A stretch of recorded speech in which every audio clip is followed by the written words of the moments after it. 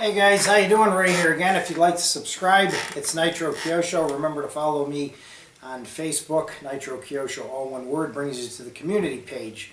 Well, I've seen some issues with this, what we're going to talk about today, key fobs. And I've seen a lot of misleading information about problems with key fobs and people running back to the dealerships with them.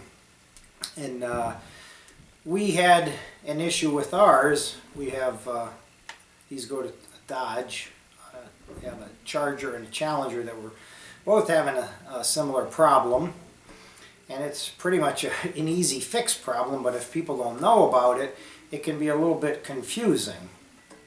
So what I'm going to do first, I'm going to show you how to take these apart properly so you don't gouge them and damage them, and scrape them up and make a mess, because they are plastic, guys. And I've got two here. My car came with 3 keys, and these are going on 5 years old. Now, I never used these keys.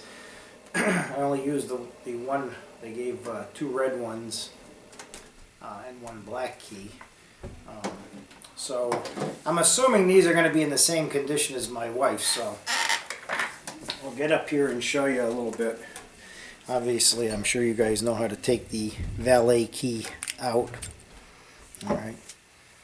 Now, once the valet key comes out, guys, alright, you have the slot that the valet key came out of, and then you have another slot on the top. Well, you don't want to put your screwdriver where the key came out, because you're not going to do anything there. Now, what I do is take a large Craftsman flat screwdriver and I wrap some tape around it like that, because the screwdriver is potentially sharp at the end, and you're just going to stick it and it fits right into that slot, and you're just going to twist it sideways. This one has never come apart, so it was a little bit tight, but it did pop right apart. Okay, so now that you got it apart, you got your battery in there. Okay, so now I'm just going to take another screwdriver, little flat one, and there's a section here. You can just put it in and just pop it out of there. Okay. Now, the original ones that were in there, guys, have a little bit of grease on them. So I'm just going to wipe that off before I put it into the battery checker. I got a battery checker here, and these tell you on the front of them, if you can see that, they're 3 volts. Alright, we're going to put this in here. Now, when I put this in here, guys, and I check it, it looks like it's good. The needle is just about on the G, okay? So you're saying, this is so good, why is it not working? Now, what was happening with my wife's car and mine was, if you got close enough to the car, you could, the key fob would be detected and the door would automatically unlock for you. But the buttons weren't working. Okay, she's got a car starter on hers, and mine is a manual, so it doesn't. It has the trunk and the lock and unlock and panic. So none of those were working. So a couple of times had gone by, and I checked it, and I said, geez, your battery is good, mine is good, why isn't it working? Should we go back to the dealership? What's going on here? And then I said, well, both of our cars having some kind of electrical short or problem, or why is the key fob not working? Well, if you put these are the new batteries, guys. Alright. And I've already changed on my other one. This is the ones that go with these. This is the Energizer 2032 3 volt lithium. Okay. Now, I'm not going to open these but you're gonna have to trust me on this one, guys, because I just changed them in the other ones, and I'm not using those keys. They're just going to be put away, so I'm not gonna waste 2 batteries. But when you put these in, that needle will almost be buried to the D. So you're going G-O-O-D. Okay, it's starting, this is registering the old batteries at G. So they're registering is good, but I believe these things have to be full power. Okay. Now, my buddy is a mechanic, and he informed me they get a lot of people coming in with these issues. And this issue I basically figured out myself by just buying a cheap set of batteries here. They don't cost much, and changing them. But when I had asked him, he said you should change these batteries once a year, no matter what, or until you'll sense that problem coming on where it's not working anymore.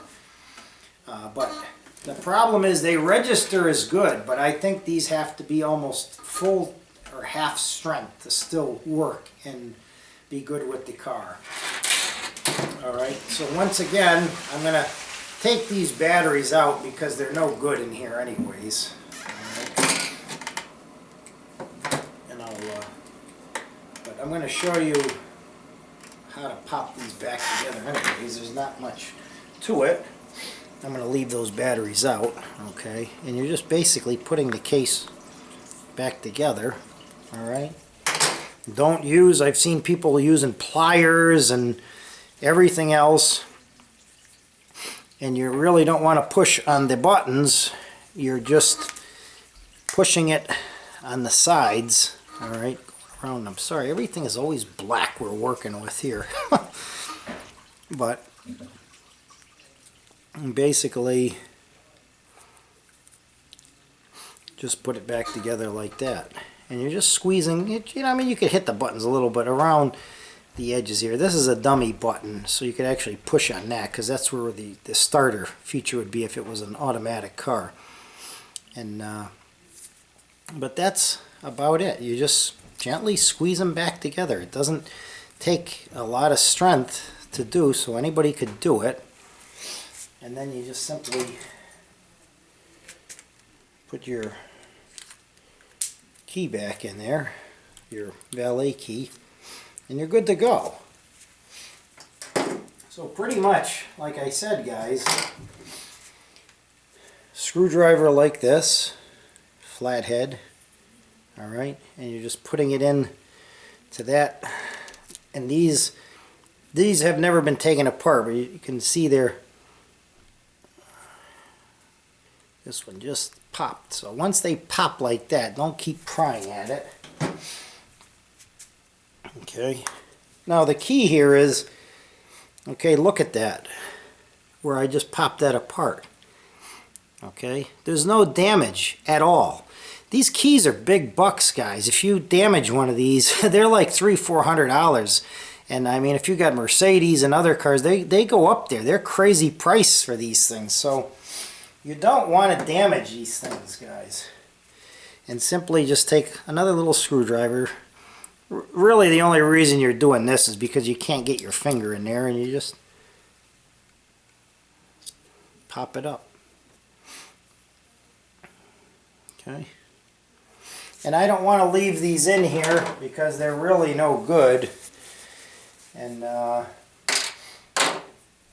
I'll just put it back together.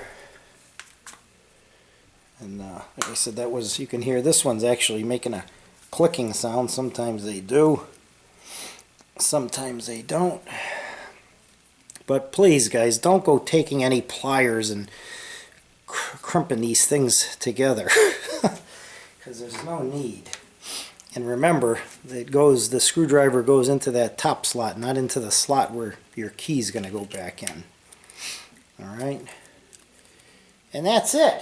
And that's really the secret, guys, is like I said, just once again, when that needle is on the G, just because it's registering as being good, it doesn't mean it is. It's, when you put a new battery in this thing, it's going to jump right to the D and almost beyond.